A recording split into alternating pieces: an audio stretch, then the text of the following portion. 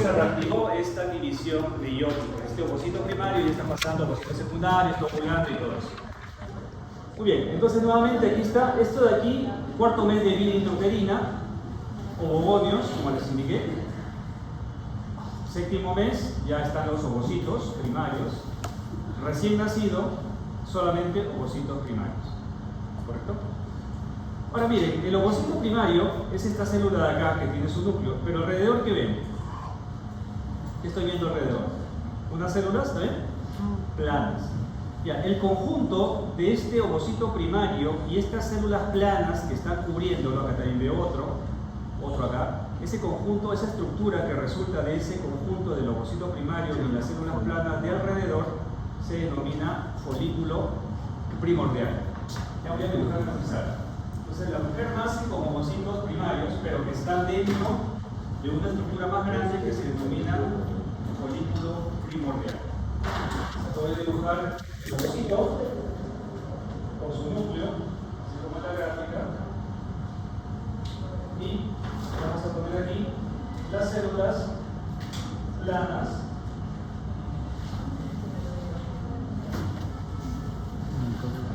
¿Toda esta estructura cómo se llamaba? Folículo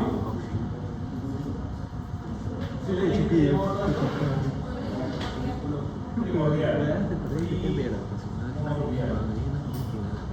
El folículo primordial entonces está constituido por el ovocito, vamos a ponerlo ahí, ovocito 1 o primario, lo mismo, y las negritas, las planas que están acá, esas se denominan células foliculares. Célula folicular.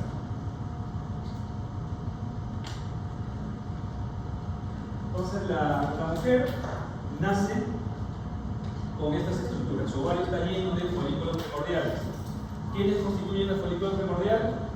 El ovocito 1 y las células foliculares. Así es como yo voy a ver en el microscopio hoy día. Ovario de niña, solamente folículos primordiales. Llenecito de folículos primordiales. Ahí vemos, ¿no? Ovario de una recién nacida. ¿Ven ahí la estructura? Folículo primordial, otro folículo primordial, otro folículo primordial. Vamos a ver si me permite aumentar. Vamos a entrar aquí, no, aquí están bien estas células. Estas son las células foliculares, las células planas que están alrededor. ¿Correcto? Folículo primordial, ovocito primario. Entonces, si yo veo eso en el microscopio, ovario de niño. Todas son del mismo tamaño, más o menos, la misma forma, no hay muchas diferencias. ¿Qué cambios ocurren durante la infancia? Esto es importante para que se entienda por qué hay menopausia en la mujer.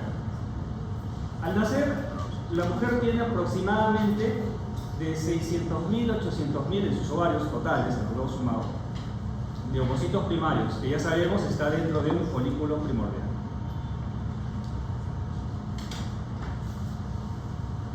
Al iniciar la pubertad,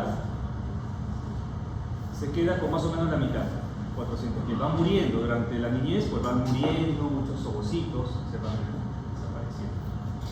Correcto. Y de estos 400.000, solamente 500 llegan a madurar y ser ovulados. Estos 400.000 se van perdiendo también en la vida, ¿no? Se van muriendo, van desapareciendo. Por eso es que hay una cantidad limitada de ovocitos. Y cuando se acaban, ¿cómo se llama ese proceso fisiológico que se da en las damas cuando ya no puede ovular porque ya no hay ovocitos? La menopausia. Eso explica la menopausia. ¿Por qué tiene que darse? Porque no tiene infinitos ovocitos. Los ovocitos son fundamentales para que ocurran todos los cambios cíclicos femeninos que se dan. Entonces solamente 500 llegan a madurar y ser ovulados. El resto va muriendo. Ahora, en cada ciclo ovárico, aproximadamente de 10 a 15 ovocitos se activan, pero usualmente uno de ellos es el que llega a madurar. ¿Qué pasaría si maduran dos y dos son fecundados? Ocurre la fecundación de mellizos. Si 3 ovulan a la vez y los 3 son fecundados, trillizos, cuatrillizos, etc. Pero usualmente en la especie humana solo madura uno. Usualmente, ¿no? Ahí sí, mellizos, gemelos, en fin, pero usualmente uno es lo que ocurre. En otras especies también uno no es así, ¿no? Los perros no nacen en camada, usualmente 5, 6, los gatos también. Aquello que un perro nazca de una cría solo no es rarísimo, no hay eso. repente los perros nacen con, ¿no? Dan bastantes cachorros, ¿no? Igual también los gatos. Pero en el ser humano no es así, ¿no? En el ser humano lo usual es que nazca uno, usualmente. ¿Correcto? Entonces tenemos el inicio de la pubertad, inicio del ciclo folicular. ¿Ya me llega? Entonces este folículo primordial, que es este de acá, folículo primordial, comienza a cambiar. ¿Cómo ven las células aquí? ¿Qué ha pasado con las células que están alrededor del ovocito? Ahora son cúbicas. ¿Y por qué ocurre ese cambio? Porque empieza en el cerebro a secretarse una hormona llamada la hormona folículo estimulante. ¿Ya? FSH significa hormona folículo estimulante. En fisiología están llamando ya el capítulo de endocrino. ¿Han llevado endocrino? No hay ni clases en fisiología. ¿No han llevado endocrino? Ya, bueno. Esta es una hormona del sistema endocrino. Ya, la FSH es una hormona que se produce en el cerebro. FSH significa hormona folículo estimulante. ¿Qué va a estimular? Los folículos, obviamente. ¿Qué cosa es un folículo? Ya les he dicho, este de acá es un folículo primario. Cuando las células planas cambian a ser cúbicas, se denomina, ¿correcto? Se denomina, bueno, este es folículo primordial, estoy equivocando que está, primordial. Cuando las células foliculares ahora pasan a ser planas, el folículo se denomina folículo primario, ¿correcto? Primordial es cuando las células son planas. Cuando las células planas pasan a cúbicas, ahora la estructura se denomina folículo primario. El ovocito sigue estando ahí. Cuando ya pasan, miren aquí, ¿qué diferencia ven entre este folículo primario y este de acá? ¿Qué ha pasado ahí? ¿Ya? Más células, ¿no? Se han dividido estas células foliculares. Ya no hay una sola capa, ahora hay varias capas. Entonces, cuando ocurre esa división de las células foliculares, al folículo ya no se denomina primario, sino se denomina folículo en crecimiento, ¿correcto? Folículo en crecimiento. Nuevamente, folículo primordial, folículo primario, folículo en crecimiento. Y alrededor del ovocito, ¿qué ha aparecido? Miren esta línea, ¿no? Se ve una línea rosada ahí, ¿no? Ya, esa es una estructura que protege al ovocito y se denomina la zona pelúcida, ¿correcto? Entonces el ovocito está protegido, ¿por qué? Por las células foliculares y por la zona pelúcida. Porque la información que tiene el ovocito son cromosomas que al unirse con un espermatozoide van a dar una nueva vida. Por eso la misma naturaleza lo protege bastante, ¿no? Tiene una zona pelúcida de protección, tiene un conjunto de células que están alrededor como si fuese soldado, ¿no? Ahí protegiendo al ovocito que se está desarrollando. Bueno, ¿por qué se da esta reactivación? Por esta hormona. Esta hormona es la que inicia los ciclos sexuales femeninos. Cuando una niña no tiene todavía, pues obviamente menstruación, es porque el FSH en ella se produce en muy baja cantidad. En cambio, cuando ya empieza la secreción constante de FSH, el inicio de la pubertad, es cuando ya empieza a reactivarse todo esto, ¿no? Como le dije, se queda estacionado durante la infancia, en la profase 1, se reactiva en la pubertad con la secreción del FSH. Ahora, cuando este ovocito o este folículo en crecimiento ya empiezan a aparecer dentro de él aquí unas lagunas que vemos acá. Estas son lagunas foliculares, lagunas. Ya al folículo en su totalidad, todo este folículo, igual también este de acá, miren, todas estas estructuras vacías con llena de un líquido son lagunas foliculares. ¿Correcto? A este folículo se denomina ahora folículo en vías de maduración. ¿Cuál es la diferencia de este folículo con el anterior? Acá no hay lagunas, ¿correcto? Las células están todas juntitas. Aquí aparecen lagunas. Esa es la diferencia. No están unidas las lagunas, están separadas. Y están entre ellas las células foliculares. ¿Esto de acá qué será, jóvenes? ¿Qué es eso? Dígalo, ¿qué es? El ovocito primario. Este de acá. Acá está el ovocito primario, acá también. Aquí, bueno, se le va a ver algo de la zona pelúcida, hasta un momento habría que acercarlo, esa línea morada que está ahí. Para que este folículo en vía de maduración ya madure completamente, ya llegue hasta el final, se necesita de otra hormona, la hormona LH. La primera hormona que empieza a secretarse es la FSH, que hace que el folículo se desarrolle. Pero ya al final, cuando este folículo está en vía de maduración, se requiere que llegue a madurar completamente, ya se requiere la otra hormona, la LH. ¿Qué significa LH? ¿Alguien sabe? Hormona luteinizante, ¿no? Luteinizante. Ahorita vamos a ver por qué tiene ese nombre. Esta de acá es entendible, ¿no? Estimulante de folículos, está estimulando los folículos. Este LH, ¿qué cosa es hormona luteinizante? Ahorita veremos por qué tiene ese nombre de luteinizante. Y finalmente se produce el folículo maduro, el folículo de Graf, así se denomina. ¿Qué ha pasado con esas lagunas? ¿Qué ha pasado con las lagunas? Aquí, ¿quién ha hecho las lagunas? ¿Qué piensan que ha ocurrido con estas lagunas de acá? Para que se forme este antro. ¿Se han unido? Claro, lógico, ¿no? Se han unido y han formado esta laguna ya una lagunota, que ahora la llamamos, no la llamamos lagunota, le decimos el antro, ¿no? El antro, ¿correcto? Acá está el antro. Ya nos van a poner el examen lagunota. Pero para que se entienda, ¿no? Las lagunas han unido, formado una gran laguna, pero ahora se denomina el antro. El ovocito, ¿qué ha pasado con el ovocito? ¿Ahora dónde lo vemos? ¿En el centro? Lo vemos que está hacia un polo, no se ha polarizado, está hacia la periferia. Y ahí está, ¿no? Se ha polarizado, está el ovocito ya en división. Ahí está la zona pelúcida, igual hay un conjunto de células foliculares que lo protegen. Alrededor del ovocito, miren lo amarillo que está aquí, se forma también un tejido que se denomina, o el más interno se denomina teca interna, y el más externo, teca externa. Acá las flechas están mal, ¿no? ¿Ya? El libro está mal. La teca interna es esta de acá, y la externa sería esta, está al revés, ¿ya? La gráfica está mal. Pero bueno, es un error que a veces se da pues, en los textos, también tienen que ver, porque ustedes también tienen que ver, y sí hay errores, ¿no? Sí hay un error, uno no sabe, la externa es por dentro, la interna por fuera. Es al revés, ¿ya? Acá debería ser teca interna, la que está encimita, y la externa, la que está más alrededor. Miren este ovario. ¿Qué diferencia ve en este ovario? Miren acá. Miren este ovario con respecto al ovario de acá. Miren este ovario de acá. Este es ovario de niña. Un recién nacido, una niña de 5 años, 7 años. ¿Okay? Y miren este ovario de acá. ¿Qué diferencia ve? Aquí hay, estos son folículos primordiales. Estos folículos de acá son los mismos de acá. Ya están ahí, como le dije, están en reserva, ¿no? Poco a poco se van agotando. Pero en el ovario de adulta, aparte de folículos primordiales, hay folículos en crecimiento, hay folículos de grasa y los otros folículos. En el caso de una recién nacida, una niña que todavía no tiene ovulación, todos los folículos que están son de esta forma, folículos primordiales. En cambio, ya en la mujer, en la adolescente, que ya empezó a ovular, siguen habiendo una reserva de folículos primordiales, pero ya algunos han empezado a dividirse, ¿correcto?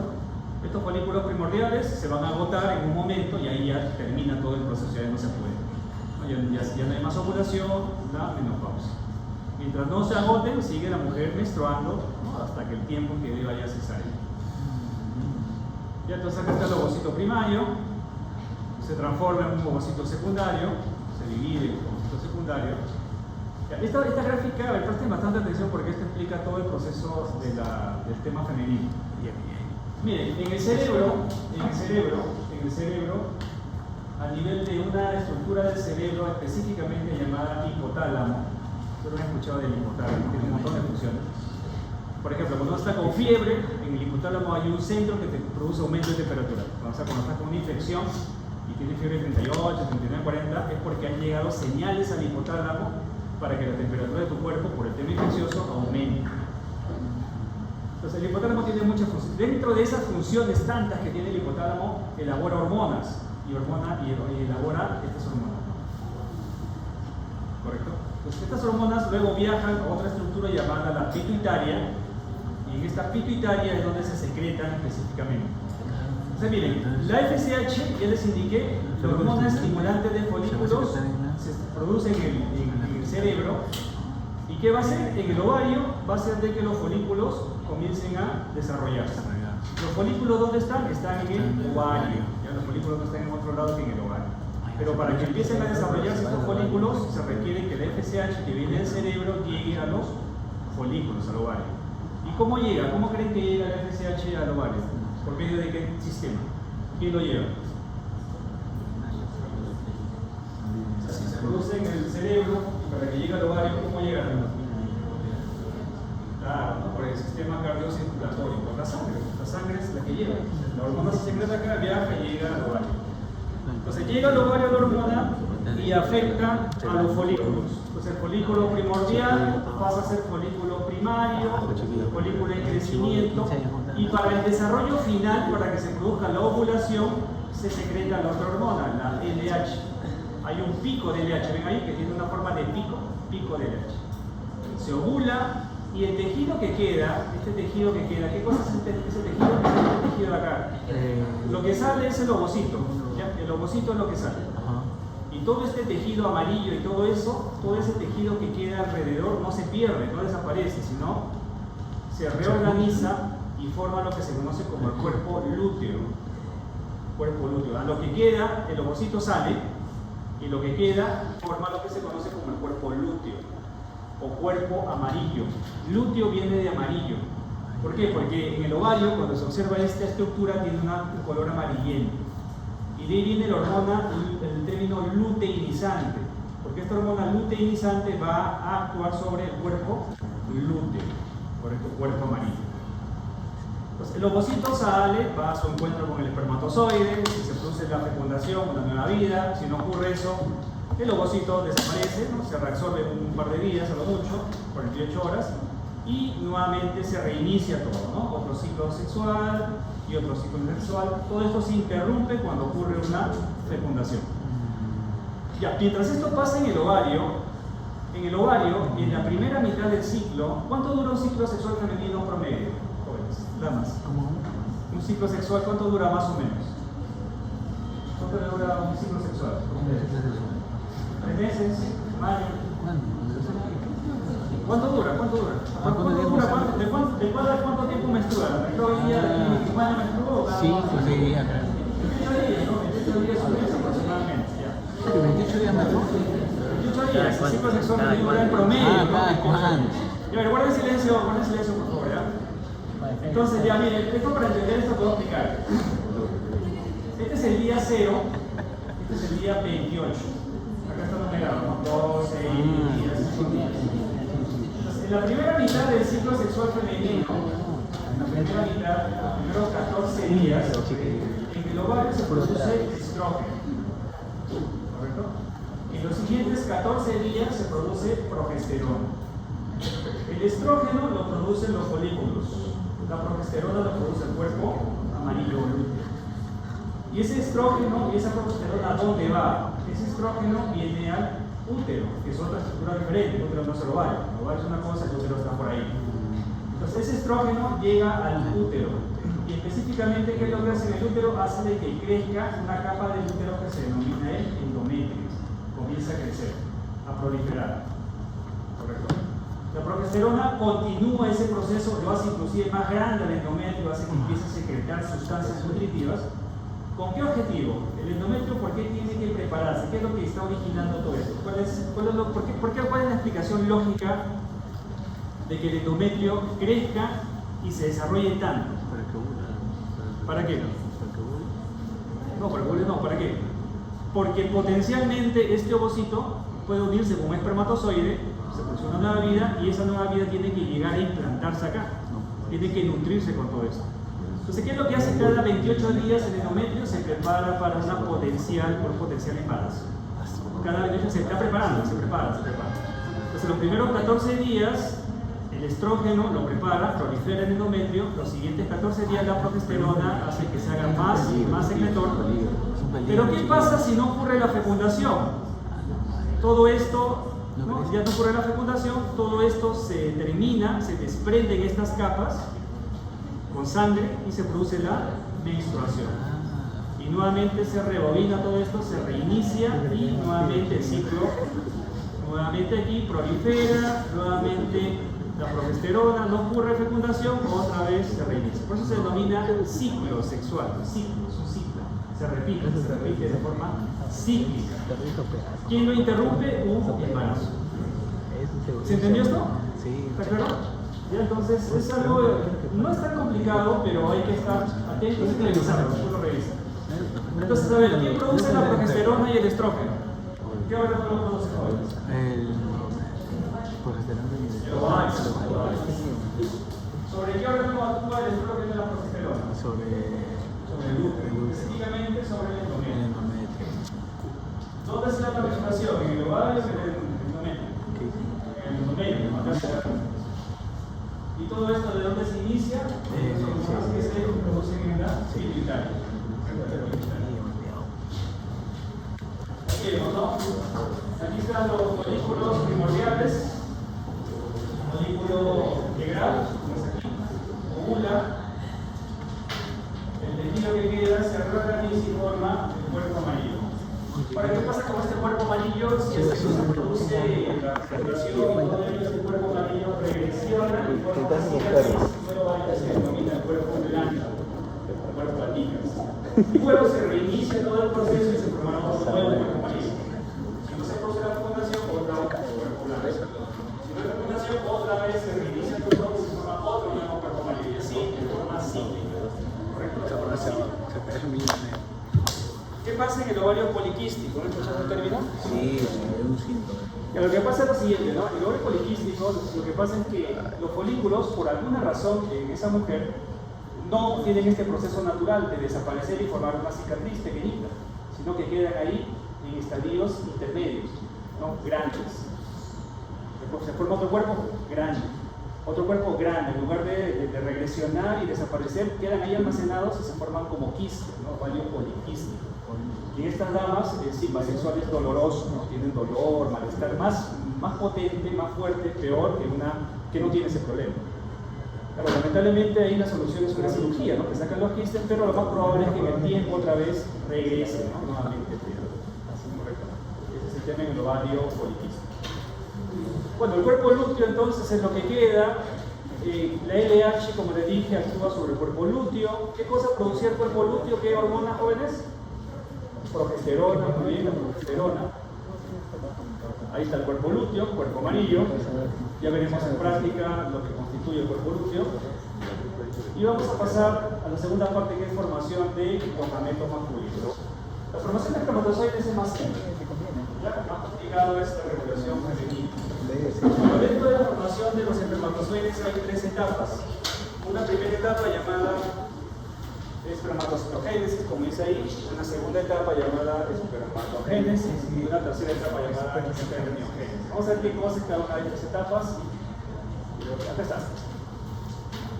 Inicialmente, ¿se acuerdan cómo se llamaban las células que daban origen a los ovocitos? Que estaban dentro del embrión, dentro del feto, ¿cómo se llamaba? La primera de todas. No, antes de los ovocitos. Hay algo. Ovogonias. Ya, en el varón hay algo que tiene un nombre similar, se denomina espermatogonias. En la mujer ovogonias, en el varón espermatogonias. Pero a diferencia de la mujer, que ya no tiene ovogonias cuando nace, en el varón sí tienen ovogonias toda la vida. Siempre va a haber ahí ovogonias.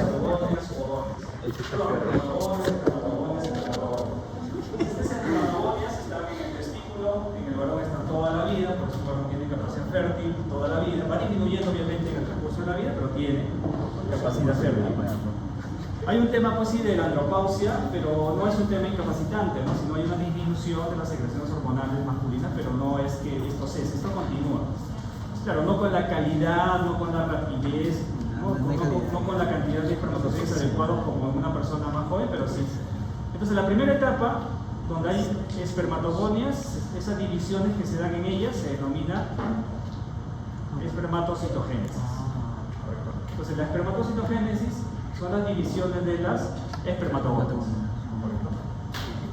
Luego, cuando ya se forma el ovocito primario, como dice, perdón, el espermatocito primario, como dice acá, que ya les mostré más antes, este pasa a secundario y ese pasa a espermátide. Ese proceso de meiosis, del primario a secundario y secundario a espermátide, toda esa meiosis que se da cuando se forman espermátides, eso se denomina todo ese proceso de la siguiente etapa, que es la espermatogénesis. Entonces la espermatogénesis en sí es las divisiones meióticas del espermatocito 1 o primario, que al final formará 4 espermátides. Y esas espermátides luego se transforman en espermatozoides, ¿correcto? Esa transformación de la espermátide a espermatozoides es lo que se conoce como, acá está, espermiogénesis. ¿Correcto? Entonces la espermiogénesis no es la división meiótica, la división meiótica es espermatogénesis. La espermiogénesis es la transformación del espermátide que se da en varias etapas hasta que se transforma en espermatozoide. ¿En la espermiogénesis hay división o no? En la espermiogénesis no hay división. El espermátide se transforma, cambia de forma nada más. División hay en la espermatogénesis, aquí, en la meiosis. Ya aquí no hay división. El espermátide se va transformando poco a poco hasta que es un espermatozoide. Allá. En el testículo de niño, en este caso, vamos a ver estas estructuras así, miren, ovaladas, llenas de células. Otra aquí. Estas estructuras así medio ovaladas que están llenas de células se denominan túbulos seminíferos. Eso está dentro del testículo. O sea, esto que estoy aquí bordeando con el puntero es un túbulo seminífero. Acá hay otro túbulo seminífero. Acá hay otro túbulo seminífero. Acá hay otro túbulo seminífero. Y dentro del túbulo seminífero vemos células. Estas células moraditas, cada una de esas células moraditas es un espermatogonio. ¿Ya? Entonces si yo señalaba el puntero ahí, exactamente ahí, será un espermatogonio. ¿Cuántos cromosomas tiene el espermatogonio? Tiene 46. ¿Correcto? 40. Los únicos que tienen 23, bueno, no son los únicos, pero al final los espermatozoides. Pero vamos a ver que también tienen 23 los espermatocitos secundarios. Pero los espermatogonios tienen 46. Y lo que yo voy a ver en un testículo de niño es esto, solamente esto, puras espermatogonias dentro del túbulo seminífero. Puras espermatogonias. Así como en la mujer veía puros folículos primordiales, que es lo que dibuja acá, en la recién nacida, en el varón también voy a ver esto. ¿Correcto? No veo más porque todavía no empiezan los cambios sexuales secundarios. Igual que en la dama, en la pubertad ya empieza a activarse todo el proceso y todo el cambio. En la niñez no hay eso. Esto de acá ocurre, todas estas divisiones ocurren ya en la pubertad, en el varón, se reactiva el proceso. Entonces se da la formación de gametos. Acá está el espermatogonio, miren, espermatogonio dice acá. Ese espermatogonio se transforma en un espermatocito primario o de primer orden, o uno, tiene varios sinónimos, puede ser primario, de primer orden, como dice ahí, espermatocito 1. Ese espermatocito 1 se divide en la primera meiosis en espermatocitos 2, o segundo orden, o secundario. Estos espermatocitos a su vez se dividen en dos células hijas, espermátide, los cuales se transforman cada una de ellas en espermatozoide. Y miren, esta tiene 46 cromosomas, el espermatocito 1 también tiene 46. Después de la meiosis, ¿cuántas cromosomas tendrá esta célula de acá? 23. Y después que se divide, esta de acá, ¿cuántas tendrá? Tiene 23, ¿esta cuántas tendrá? 11.5. ¿Cuánto de la 11.5? ¿Qué se pasa? Tiene 23 también, 23, correcto, 23. Pero ¿cuál es la diferencia, jóvenes, entre estos 23 cromosomas de esta célula y estos 23 de acá? Ya miren, voy a cogerles un cromosoma diploide y un cromosoma ploide. Los cromosomas son así, ¿eh? Esta parte de acá, ¿cómo se llama? Por biología. Esto de acá. ¿Está visto en biología? ¿Cromosomas? El centroma. Cada una de estas igual aquí se solita. Está fina. Por acá, a ver, ¿cómo se llama cada una de estas estructuras? Cromátide. Este es un cromosoma que tiene dos cromátides. Estos cromosomas, estos 23 de este tipo están acá, 23 ahí. Sí, ellos hacen estas células son de esa forma. En cambio, los 23 que tienen cada una de ellas, estas dos se han separado. ¿Correcto? Entonces aquí se han dividido. Están separaditos. Entonces, la otra célula, esta de acá, tiene también 23 cromosomas, pero de este tipo, 23 así. La otra tiene 23 así. En cambio, la de arriba, la de acá, tiene 23, pero son con dos cromátides. ¿Correcto? Esa es la diferencia. Los dos tienen 23. 23 tienen esta, pero con dos cromátides, y las espermátides tienen 23, pero con una sola cromátide. ¿Correcto? Esa es la diferencia. Igual tienen 23, ya desde espermatocito secundario ya tienen 23. El espermátide también tiene 23, pero de esta forma. ¿Correcto? Y el cromosoma ya no se divide, simplemente hay cambios y tiene la misma forma, 23 ahí. Ahí están los espermatozoides, la espermiogénesis. Bueno, esta es ya la etapa final La transformación de espermátide a espermatozoide se denomina espermiogénesis, ahí se ve todo el proceso.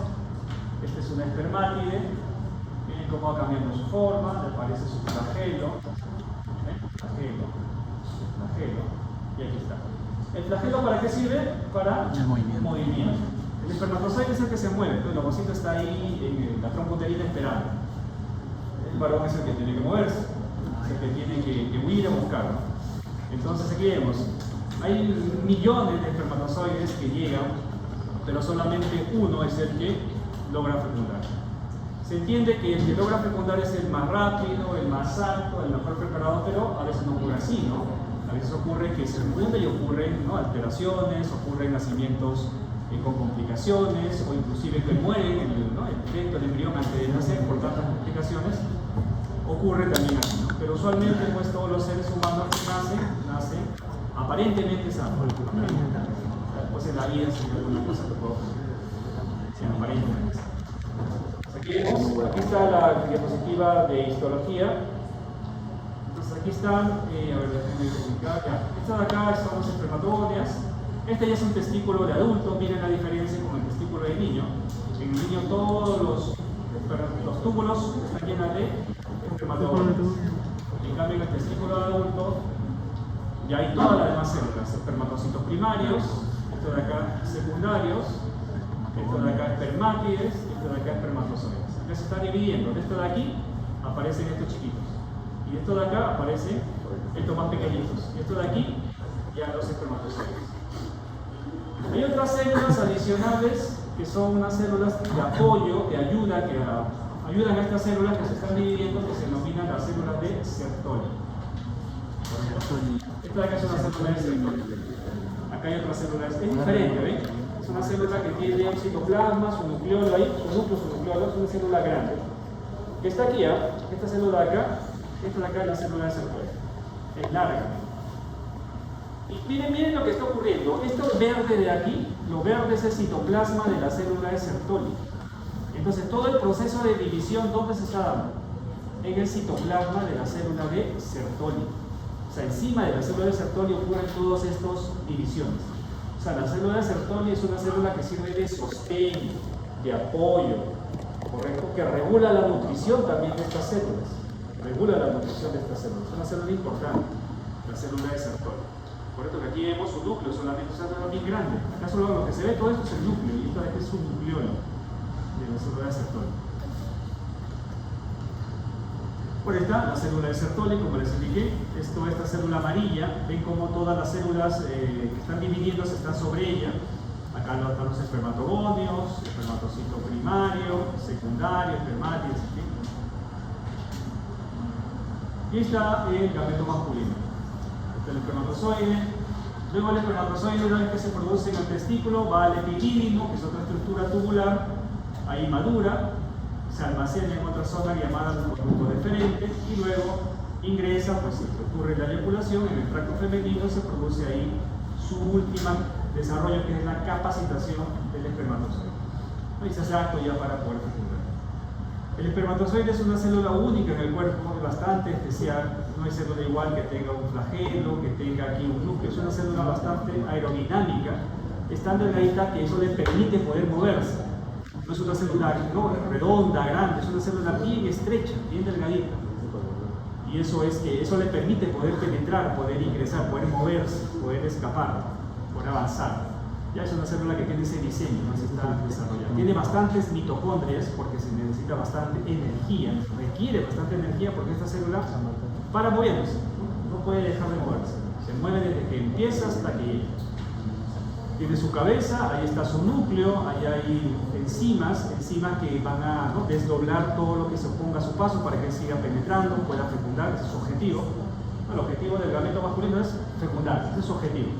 Lo logre o no lo logre, pero ha nacido para ese objetivo, ¿no? Y todo su diseño está determinado para que ocurra eso. Muy bien, creo que es la última sí. Entonces aquí vemos, hay unas células acompañantes que también están en el testículo, que son las células de Leydig. ¿Quién sabe qué hacen las células de Leydig, de los varones? ¿Qué hace tu célula de Leydig? ¿La célula de Leydig? Bueno, ¿La cuál? la célula de Leydig. ¿Qué hace la célula de Leydig? ¿Han revisado algo? Producen Sí, producen algo. ¿Está? No, no, no. Ah, Empieza con texto, testosterona.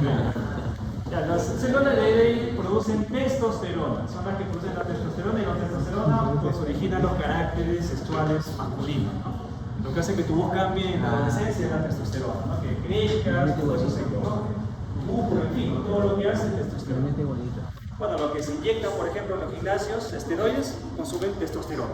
Entonces, en exceso, obviamente, inadecuado, cuando está controlado. Entonces, la célula de Leydig produce testosterona. La testosterona es la que origina los cambios sexuales secundarios. La testosterona es la que también regula el proceso de formación de espermatozoides. Tiene muchas funciones la testosterona. Digo. A la parte de donde muestra la parte histológica, ¿cómo distingue entre la espermatogonia y el espermatozoide secundario? Sí, la gráfica de acá, a ver, esta de acá sería, estas son los espermatocitos secundarios, estas serían las espermatogonias.